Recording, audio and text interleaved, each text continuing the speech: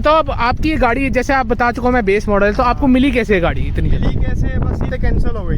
Grand Vitara का ये था 1 लाख की एसेसरीज लो गाड़ी ले जाओ, लेकिन वो बाद ऑन रोड 12.35 राजस्थान में मेरे को पड़ी है। अब बहुत लोग लोग ये कहते हैं कि अंडर पावर्ड है, जबकि मेरे को ना ये हाइब्रिड भी लोगे ना तो भी चल जाएगा, लेकिन इसका जो टॉप रेट है ना, जो 20-21 का जा रहा है, उन्हें लगेगा यार कि ये सब क्या है। तो हेलो भाई, मैं श्याम अरोड़ा। आज की वीडियो में हमारे पास है Toyota Hyryder base model. अब ये जो गाड़ी है बहुत ज़्यादा रेयर है एंड आपको मिलना तो आपकी किस्मत का ही खेल है, क्योंकि इस टाइम पे इस गाड़ी की जो हाइप चल रही है ग्रैंड विटारा ने इसकी, and specially for the base model, क्योंकि बेस मॉडल इतने वैल्यू फॉर मनी बना दिया कंपनी ने, जैसे कीलेस एंट्री, बहुत सारे features from the base and मेडेंट है, तो इस वजह से इस गाड़ी की हाइप बहुत ज़्यादा चल रही है। तो अब सबसे पहले मिलते हैं इस कार के ओनर से, किस्मत वाले भाई है। हेलो रोहन भाई। और भाई क्या हाल है? बढ़िया भाई।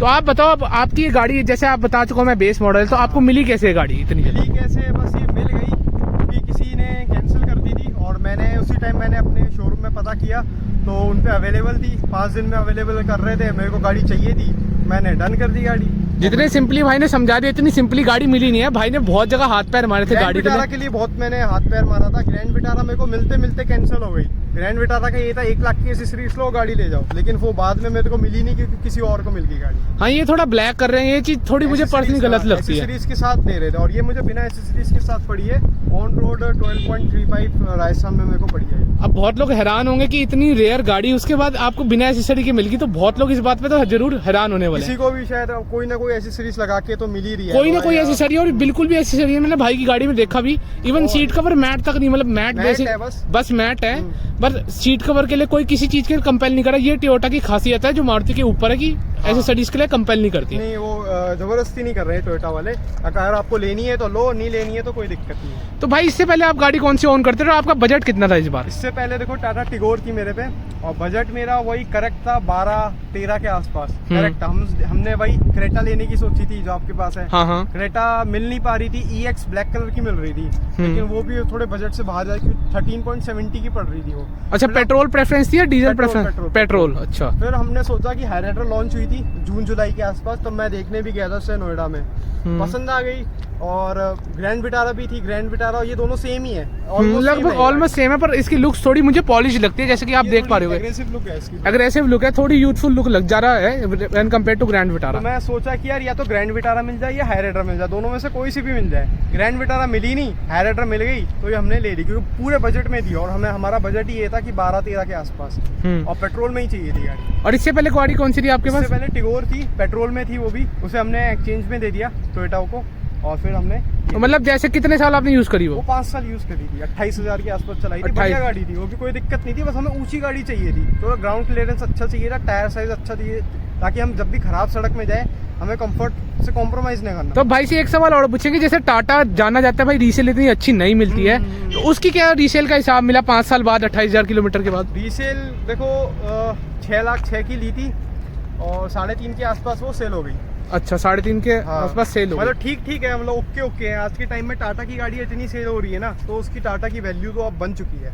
मतलब रीसेल इतनी भी अच्छी नहीं मिली, जैसे हमारे पास भी अर्टिगा थी, हमने उसको इतने साल 9 साल यूज करने के बाद भी 3.5 की हमारी चली गई और हमने कुछ 8 लाख रुपए में ली थी। हाँ, हमें कम से कम हाफ प्राइस तो मिल ही गई है, 5 साल के बाद हाफ प्राइस। हाँ, मतलब और जो ब्रांड है, जर्मन ब्रांड है, उनसे तो आज की डेट में टाटा की रीसेल, मारुति की रीसेल बहुत अच्छी है, मारुति और हुंडई की, और टाटा मेरे को लगता है अभी 3rd नंबर। अब धीरे धीरे बढ़ रही है, क्योंकि टिगोर एक ऐसी गाड़ी जिसकी थोड़ी डिमांड कम रहती है। अब वहीं आपके पास नेक्सॉन होती है, फिर और कोई गाड़ी होती तो उसकी और अच्छी मिल जाती है, लेकिन अब ये CNG में भी आ रही है टिगोर, तो हो सकता है इसकी रीसेल फ्यूचर में अच्छी हो जाए। हाँ, हो सकता है। CNG वाले वेरिएंट्स की तो ऑल टाइम हायर ही रहती है। तो अब भाई जैसे आप गाड़ी को 1-1.5 महीने के अराउंड हो चुका है आपकी गाड़ी को? ऐसे 2.5 महीने हो गए हैं, 2 महीने हो गए और 3,000 के आसपास चल चुकी है।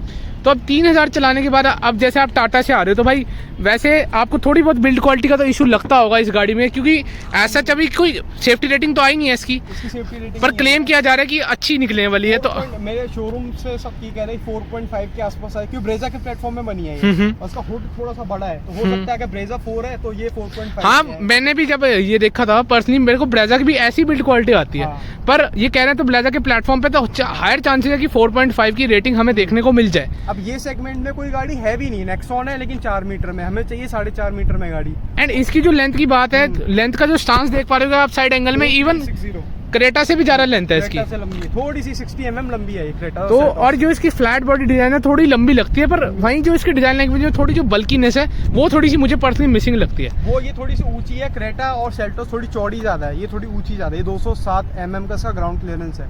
ये क्रेटा सेल्टोस से थोड़ी ऊंची गाड़ी है ये। अच्छा, तो थोड़ी चौड़ी क्रेटा ज्यादा है, ये ब्रिथ में ये थोड़ी कम सी चौड़ी है, 25 से 30 mm कम चौड़ी है। तो भाई अब जैसे आप हाई राइडर चला रहे हो तो अब आपने लिए नियो ड्राइव लिए बेस मॉडल। तो जो अब इसकी एक दूसरा वेरिएंट आता है जो फुल हाइब्रिड है, तो अगर आपके पास बजट अलाउ आपका कर रहा होता कि आप 16 लाख तक एक्सटेंड कर सकते, तो आप इसका हाइब्रिड वाला प्रेफर करते हैं या फिर इस पे ही रहते? अगर देखो इसका एस हाइब्रिड आ रहा है ऑन रोड 17 लाख का आ रहा है राजस्थान में, तो अगर मेरा 17 लाख तक का बजट होता है ना, तो मैं हाइब्रिड में जाता, क्योंकि सबसे पहली बात मुझे ऑटोमेटिक मिल रही है, उसमें कोई गियर लगाने की दिक्कत नहीं है। मैनुअल जैसे इसमें मैनुअल है, और ऑटोमेटिक में क्या है एकदम इजी टू ड्राइव रहता है। उसमें सिटी में मेरी रनिंग ज्यादा है, तो सिटी के हिसाब से वो एवरेज भी ज्यादा देगी।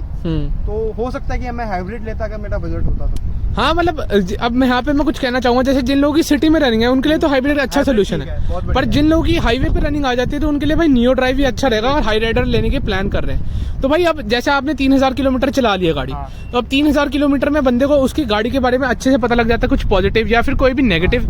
तो अब आपके बारे में कुछ, इसके बारे में कुछ पॉजिटिव्स बताओ। देखो पॉजिटिव ये है कि एकदम स्मूथ है, मतलब बहुत स्मूथ गाड़ी है। ये 4 सिलेंडर है, इसमें बेस मॉडल में वही इंजन आता है जो कि आपका अर्टिगा और ब्रेजा में आता है पेट्रोल में। अच्छा। और जिसका आप हाइब्रिड लोगे उसमें आपको टोयोटा का इंजन मिलता है 1.5 3 सिलेंडर। वो प्रॉपर हाइब्रिड है, तो ये इंजन बहुत स्मूथ है, एवरेज अच्छी दे रही है, स्पेसियस बहुत है, और बेस मॉडल से आपको 17 इंची के टायर मिल रहे हैं। हाँ, ये बात तो, और कीलेस एंट्री सबसे बड़ी बात, अगर आपने अलॉय व्हील्स लगा ली तो आपको बिल्कुल भी नहीं लगने वाला कि एक बेस एंड वेरिएंट है, क्योंकि जब ये कार चलती है, जैसे आप लाइट ऑन करके दिखाएंगे तो जैसे देखो ये डीआरएल्स अभी जब इंडिकेटर ब्लिंक हुए थे बिल्कुल दूर से स्टांस सड़क, एक फ्रंट में एलईडी एंड दूसरा जो आपके अलॉय व्हील्स है, उसके बाद ये गाड़ी बिल्कुल भी बेस मॉडल कहीं से अभी लगने नहीं वाली है। एंड ये सब ग्लॉस फिनिशिंग में हमें देखने को मिलता है, तो ये तो भाई लग रहा है कि भाई 12 लाख वाली गाड़ी बिल्कुल भी नहीं लग रही है, बहुत ज्यादा वैल्यू फॉर मनी मुझे लग रही है। एवरेज भी इसकी बहुत अच्छी, सिटी में मेरे को कम से कम अगर ज्यादा ट्रैफिक है तो 14.5, अगर कम ट्रैफिक है तो ये सिटी में 18 दे देती है, हाईवे में ये 23 प्लस ही देती है विद एसी। अब भाई ये तो मेरी बलेनो से भी ज्यादा निकाल पाने भाई, या तो भाई का ड्राइव से लाइट फुट चलाओ उतनी एवरेज देती है ये। अच्छा, तो अब जैसे कि अब आपने ग्रैंड विटारा नहीं ली और आपने हाई राइडर ली है, तो अब आपको ओवर द अब आप तो अगर पहले ग्रैंड विटारा ले रहे थे, पर अब आपको लगता है कि आपने हाई राइडर लेना ज्यादा बेनिफिशियल रहा? देखो हाई राइडर लेने का फायदा ये, एक तो टोयोटा की बैजिंग मिल रही है, टोयोटा का सर्विस सेंटर मिल रहा है, 3 साल की वारंटी मिल रही है, जबकि मारुति 2 साल की वारंटी दे रही है इस गाड़ी की। और दूसरा ये लगता है कि इसके जो लुक्स है ये ग्रैंड विटारा से ज्यादा अच्छा लगता है। फ्रंट का लुक इसका एग्रेसिव लगता है, इसका फ्रंट का लुक डेफिनेटली अग्रेसिव लगता है। जब भाई अभी मिले थे, अब जो गाड़ी चल रही थी डेफिनेटली अग्रेसिव लग रहा था, कहीं से भी बेस एंड वारंट नहीं लग रहा था, बस अलॉय व्हील्स की कमी लग रही थी कि अलॉय व्हील्स कमी है। फ्यूचर मेरा प्लान, फ्यूचर भैया का प्लान भी है, जल्दी ही इस गाड़ी पे आपको अलॉय व्हील्स भी देखने मिले हैं। तो अलॉय व्हील्स की अपडेट देखने के लिए भाई का चैनल भी आप सब्सक्राइब कर सकते हो। अपने चैनल का भी नाम बता दो। तो भाई मेरा चैनल का नाम है रिकॉर्ड एंड पोस्ट, ऐसी हाई राइडर के ऊपर मैं कंटेंट डालता रहता हूँ, और थोड़ा ऑटोमेटिव रिलेटेड कंटेंट भी भाई फ्यूचर में धीरे धीरे लाने वाले हैं। तो भाई अब आपने इतनी ड्राइव कर ली, एक बार कार के अंदर चल के थोड़ा ड्राइव का रिव्यू लेते हैं आपसे। तो अब कार के अंदर आ चुके हैं, ड्राइव रिव्यू जैसे भैया ने कहा था 18 की एवरेज, एंड इसमें भी आपको डिजिटल एमआईडी मिड में देखने को मिल रही है, जैसे टॉप एंड मॉडल्स में आती थी मारुति स्विफ्ट एंड बलेनो में। आप एक बार उसका स्पीडोमीटर में इसका ओडोमीटर दिखा दो कि चलिए कितनी चली है, वरना लोग सोचते हैं पन्नी लगी है तो शायद ये 3000 चली नहीं होगी, पर भाई 3000 डेफिनेटली चल चुकी है। ड्राइव वाइज आपको कुछ आज तक कमी लगी है? ड्राइव वाइज में मेरे को तो एकदम मतलब बढ़िया लगती है, बस इसमें ये है कि इसमें 6th गियर होता है ना, 6th गियर वाला पॉइंट मुझे पर्सनली बहुत ज्यादा नेगेटिव लगता है इस कार का। 6th गियर होता तो हाई स्पीड में थोड़ा एनवीएच लेवल कम होता और हाई स्पीड में एवरेज भी इसकी और अच्छी होती। थोड़ा सा आप गाड़ी को ड्राइव करके दिखाओ, पिकअप आपको कैसा लगता है? पिकअप बहुत लोग ये कहते हैं कि अंडर पावर्ड है, जबकि मेरे को ना ये अंडर पावर्ड लगती नहीं है। इसके सीट के नीचे एक बैटरी रखी हुई है, उसका काम ये है जैसे मैं एक्सीलेटर करूंगा ना तो वो इंजन के साथ बैटरी भी पावर देती है, तो थोड़ा सा जो लैग है उसे कम से कम कर देता है। अच्छा, मतलब वो एक जैसे टर्बो ऑन होता है ना, वैसे इसकी बैटरी पावर देती है इंजन को, तो इंजन पावर दोनों मतलब काम करती है, तो उसका जो पावर है वो सही है। पिकअप बहुत सही लगता है मेरे को, मतलब ऐसा नहीं है अंडर पावर्ड है। थोड़ा यह हो सकता है कि आप इससे पहले टिगोर चला रहे थे, इस वजह से आपको लग रहा हो। टिगोर ये भी वो भी 3 सिलेंडर थी, 3 सिलेंडर थी हाँ, लेकिन मेरे को तो ये पेट्रोल में ठीक लगती है। इससे ज्यादा पावर अगर आपको एवरेज अच्छी मिल रही है ना तो मेरे को नहीं लगता। और एक बात और है, अगर आपको एक फैमिली कार चाहिए तो उस हिसाब से तो कोई पिकअप में ऐसा कोई कमी है ही नहीं इस गाड़ी के। एंड मैं देख भी पा रहा हूँ भाई माइलेज बहुत अच्छी निकाल पा रहे, 3000 किलोमीटर के करीब भाई ने ड्राइव कर ली है।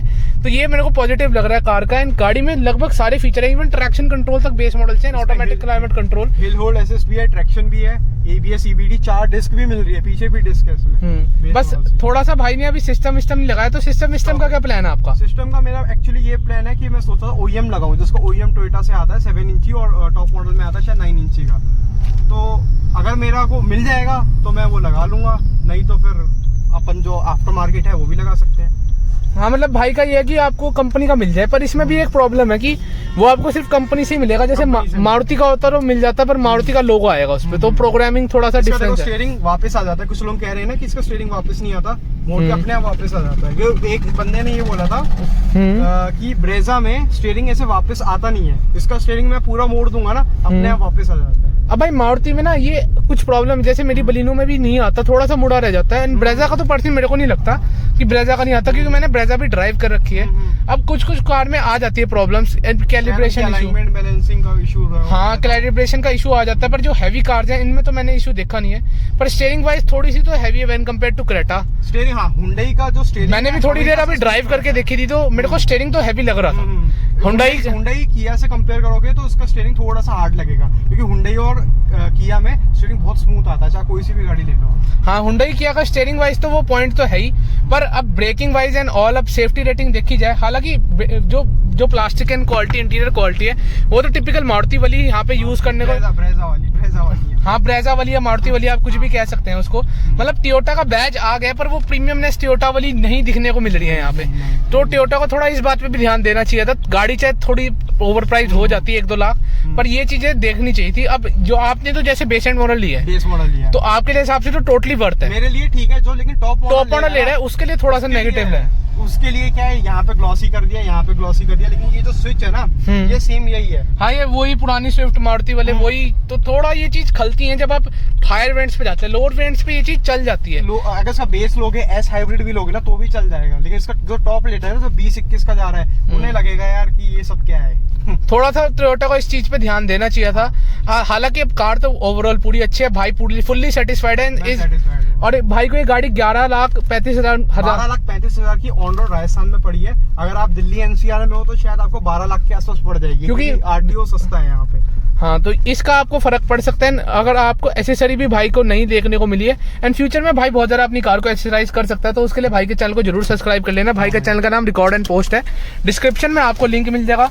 तो यही था एक छोटा सा review Toyota Hyryder base model का। होप करता हूँ आपको वीडियो पसंद आई तो फटाफट लाइक कर दो। इसके साथ वीडियो को हम यहीं एंड करते हैं। एज ऑलवेज सबका साथ सबका स्टार्टअप है।